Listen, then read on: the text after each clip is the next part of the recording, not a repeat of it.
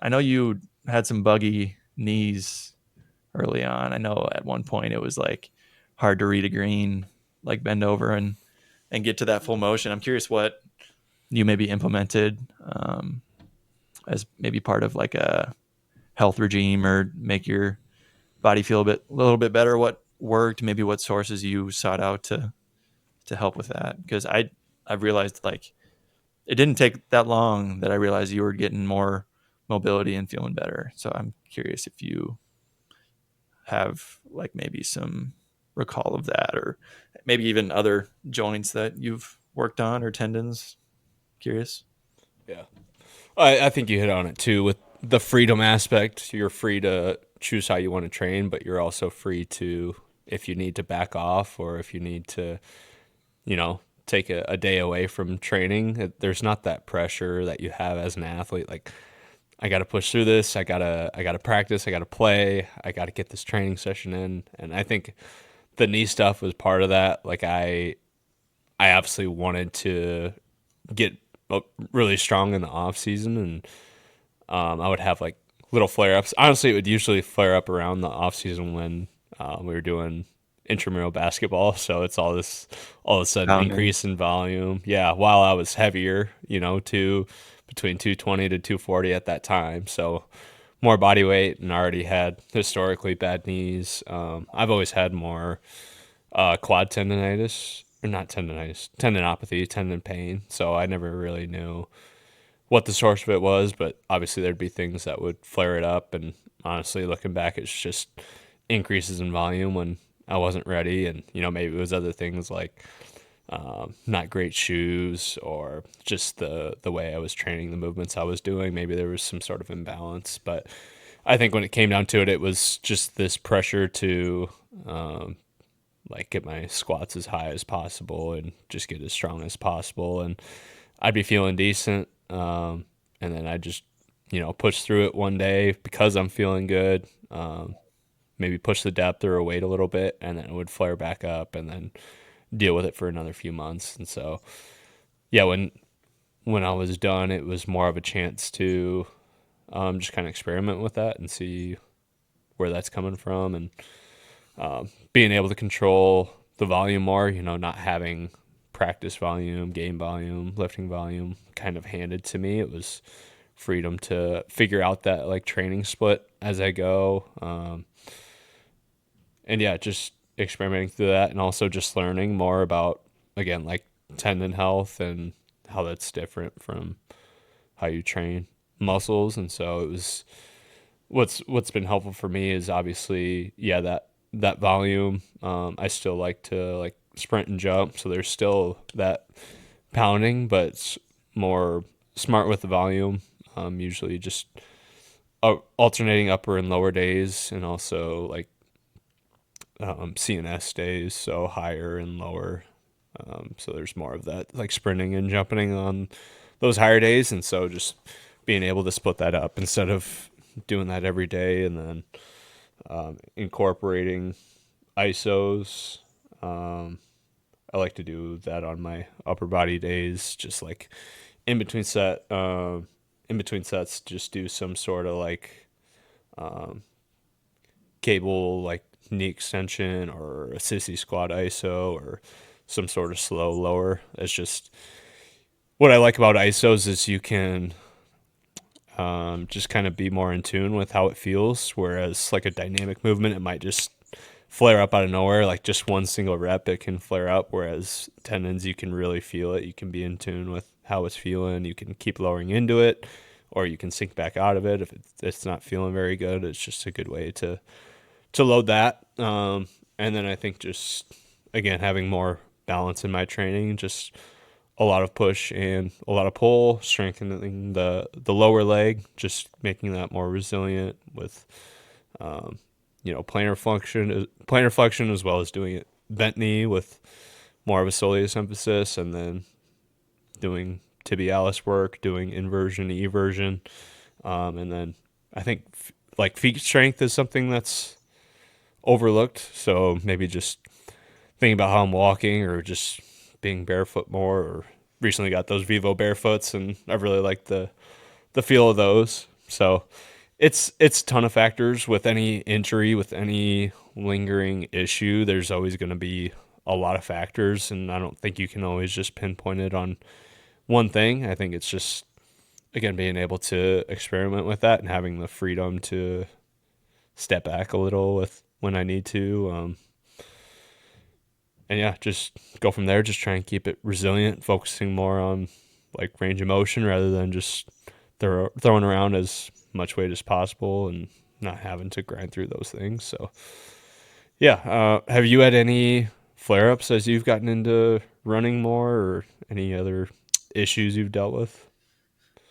I wouldn't say flare ups. I've been pretty cautious of how my body's been feeling, especially early on. I feel like it took a while for my soleus, both of my soleus muscles, to adapt to the load, especially being a little bit heavier than a typical runner. So I definitely was cautious with how I was feeling. Didn't want to get any sort of like tendonitis happening there early on, because at the end of the day, running is a consistency game and getting out the door as much as you can. Um, so I was paying attention a lot to that and just like listening to feet, a lot of feet stuff. There's been times where it's been a little bit naggy.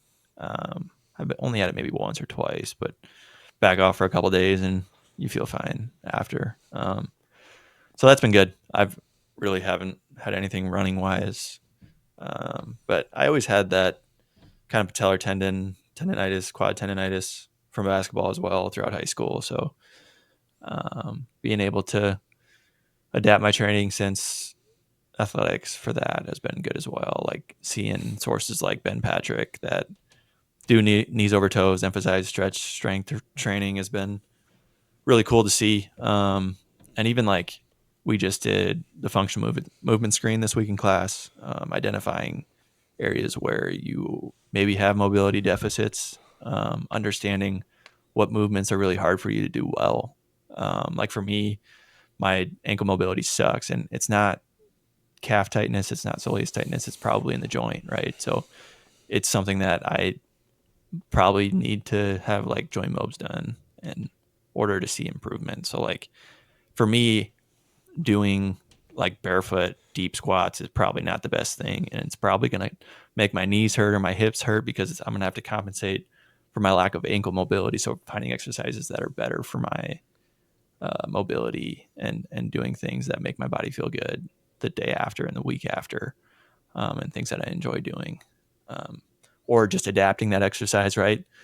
Having something under your heel, allowing you to get to that range and not have to compensate with other joints.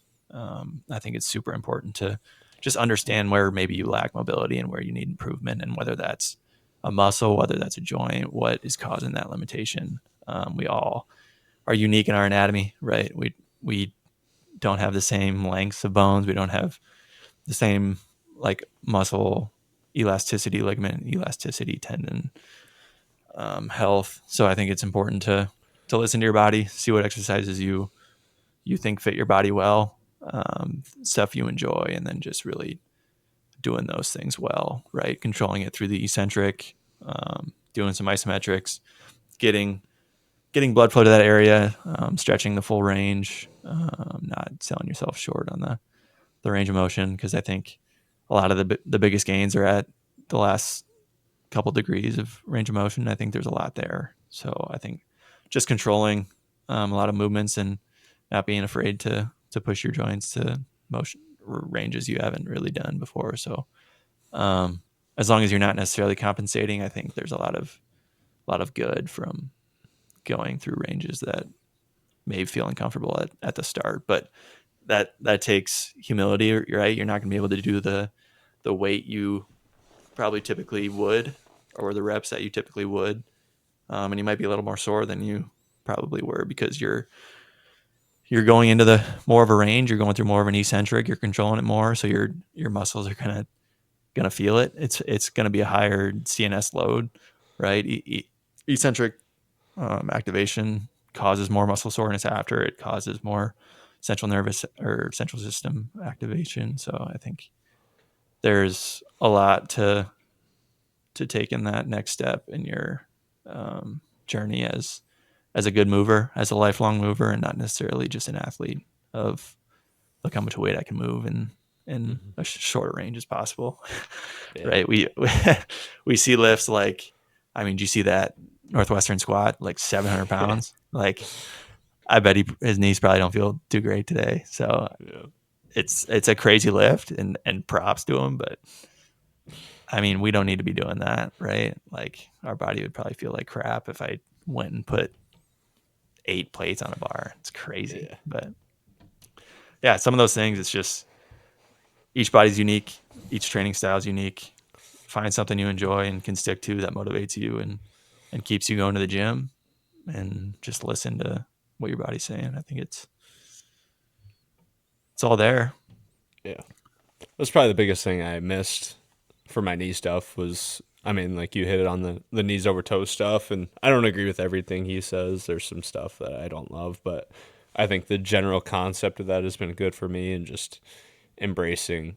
Like I would always low bar squat because it would prevent my knees from traveling forward. So more of like a forward lean with my torso, and hips would be far back, and it would work to an extent until I inevitably found myself in a position with my knees over my toes. So whether that was, doing some sort of loaded jump, or, in basketball or football, when, you're going to cut and your knee travels forward, like my body wasn't prepared to handle that because I had been training myself to avoid that at all costs. But I think just learning to, like you said, embrace those range of motions, embrace um, those different joint angles, and yeah, just again back to getting strong in as many ways as you can. I think doing a super deep single leg squat takes an insane level of strength that maybe a 700-pound squatter couldn't do. And I think that's, again, if you can get that high of a squat, that's a great thing. But if you're missing out on those other areas, I think that could be detrimental as well, and just being more robust. So I think that's, I mean, even as I was like during my strength coach time, it was just getting more and more outside of the squat rack and just moving in as many ways as possible, and just realizing that, again, there's more to it than bench, squat, and clean. And I think former athletes can realize that as well. Just not doing the same routine all the time, just experimenting and moving in different ways, getting strong in as many ways as possible. And just if there is an activity you like doing, if whether it's running or basketball or pickleball, just looking at that sport and working backward from it, and just preparing your body to meet those demands, and training in a way that helps improve that rather than just chasing pure strength. I think that is important for athletes, but also, I mean, for anyone. Um, Hopefully, everyone still has ways they like to stay active, and so it's just making sure your training is actually helping you out with that. And I think that's, I mean, yeah, same as a PT. Like if you're dealing with an injury, sometimes you need to seek outside help. I think even as a former athlete, like seeking outside help if you're not sure how to train your body in a way that helps you with that, help you meet those goals. I think it's, yeah, even just asking, someone like me and you who's been doing this a long time, just, asking for some tips. I think that can go a long way and just help you think about training in a different way, instead of just getting caught up into routines or training like you did back in college. So I think it's just, yeah, experimenting and seeing what works.